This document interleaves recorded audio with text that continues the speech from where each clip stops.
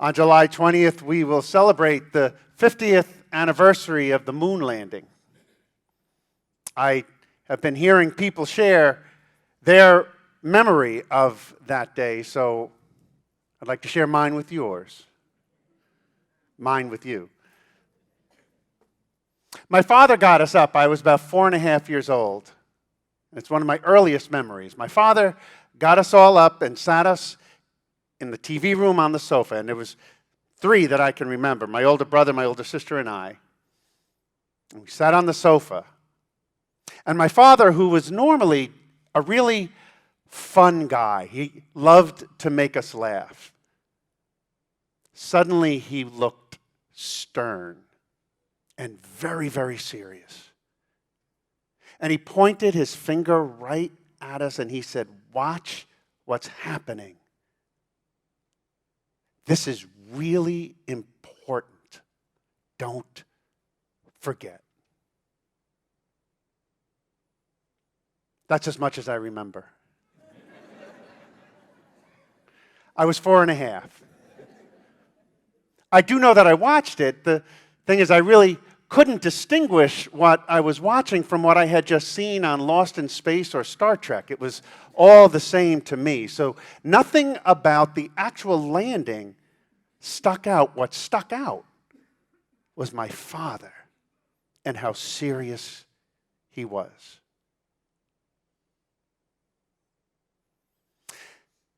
An interesting factoid about the feeding of the 5,000. It is the only miracle performed by Jesus that's recorded in all 4 Gospels. No other miracle of Jesus is recorded in all of the Gospels. Every single Gospel writer sat down and recorded this event. And it's interesting because it's not the flashiest of the miracles. Jesus would go around bringing eyesight to the blind. He would give mobility to the lame. He would give hearing to the deaf. Jesus brought life to the dead. This was not at all the flashiest of his miracles. And yet it was recorded by all 4 gospel writers. It's as if the Holy Spirit were there telling them, pay attention to this. This is really, really important. I don't think that anybody who was there being fed recognized or understood the significance of what was actually happening. Certainly the 5,000 didn't. They had no idea where this food was coming from. They probably didn't give it another thought except to say, hey, thank you. The significance of the event wasn't immediately known. It was only years later, decades later, as the church began to come together and celebrate the Eucharist weekly. That's when the significance became known. I'm often asked by people, why do Catholics celebrate Holy Communion every week? And the answer is easy. I get hungry. It's not just every week, it's every day. Every day you can go and celebrate the Eucharist. Every day you can go and be fed by Jesus. Every single day we can have our hunger satisfied. The greatest significance of the feeding of the 5,000, of course, we know Jesus blessed, broke, and shared the food, which is that Eucharistic act. It's what we do every week. Bless, break, and share. That is what it means to be Eucharistic. But that's not the most significant thing. The most significant thing about the feeding of the 5,000 is the understanding that God never runs out. That God cannot be exhausted. We cannot exhaust His grace. We cannot exhaust His mercy. We cannot exhaust His forgiveness.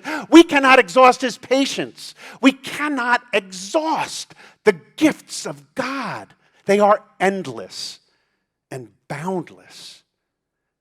And since they are so endless and boundless, and since they are so available, why on earth would we not want to receive that every day? Every day I'm hungry. Every day I need. Every day I know that I lack something. And every day I have the opportunity for Jesus to give me the abundance of everything that I need. Jesus sent his apostles out as lambs among wolves. He knew that.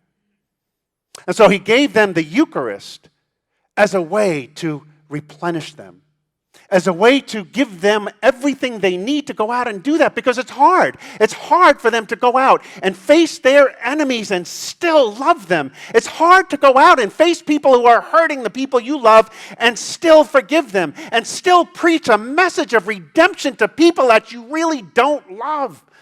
Like,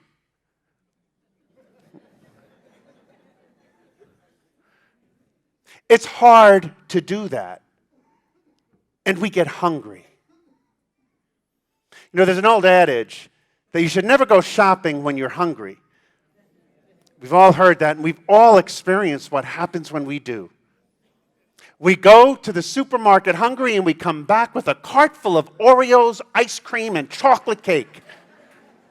We don't make the best decisions in our life when we're hungry.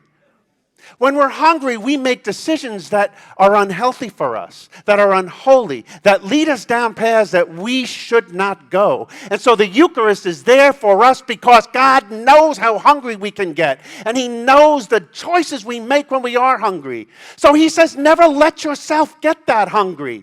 Never allow yourself to empty, because I will fill you every time you are in need. I cannot run out.